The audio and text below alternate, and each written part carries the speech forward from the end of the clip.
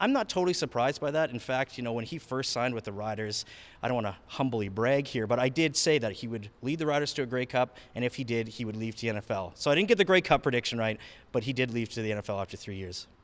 What do you think his legacy will be with the Riders? Yeah, that's a really tough one.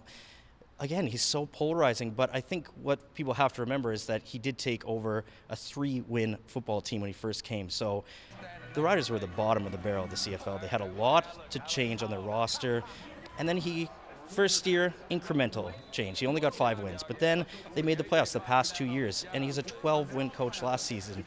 That's not something the Rider fans are necessarily used to, is 12 wins every year.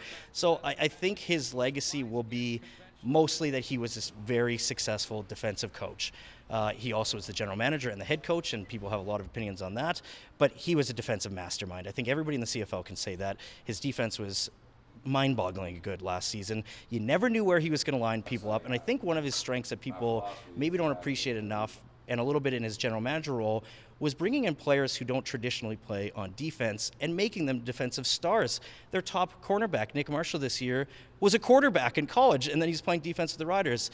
He brought in guys like Willie Jefferson, who is a face of a franchise now, who is one of the best defensive players last year. So I think he deserves a little more credit for bringing in some of those names, and even in some cases changing their traditional position to be defensive stars. And as you mentioned, he isn't without controversy. What were some of the decisions that he made that came under a lot of criticism? Well, I think the biggest blemish on his legacy is going to be the quarterback situation. People are still talking about that. Some people have even tweeted at me saying, well, the Riders aren't much better off than when he first came, when they were a 3-win team. At that time, they at least had a quarterback, and talking about Darian Durant. So, that was controversial. And I think a lot of people just still can't get over the fact that when Chris Jones came in, he released fan favorites, and people are still upset about that. He cut John Chick, he cut Weston Dressler, he traded Darian Durant, and a lot of people just couldn't get over that. But I think one thing with the quarterback situation that people also have to remember too is the Riders never had a backup plan for Darian Durant. When he got injured, the Riders struggled immensely. So they had to move on eventually, and we're seeing how hard that has been to move on from Darian Durant in the amount of quarterbacks that Chris Jones came in. And obviously, other than filling all of Chris Jones' jobs, finding a certified quarterback this offseason is going to be the top priority. But it's not easy to do, Sarka.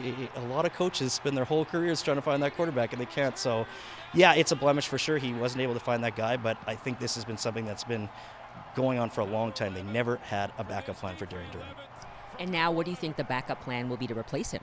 Yeah, to replace Chris Jones, a lot of names out there. The interesting part, again, is he's had 4 jobs. So a lot of people talking about Jeremy O'Day will fill in as general manager. We don't know if that's true or not. He's already with the team, of course. Coaching-wise, 3 big names come to mind. Mark Trestman, he's a 3-time Grey Cup champion, beat the Riders twice in the Grey Cup, so some fans might not be too excited about that, but he's available, one of the best coaches in recent CFL history.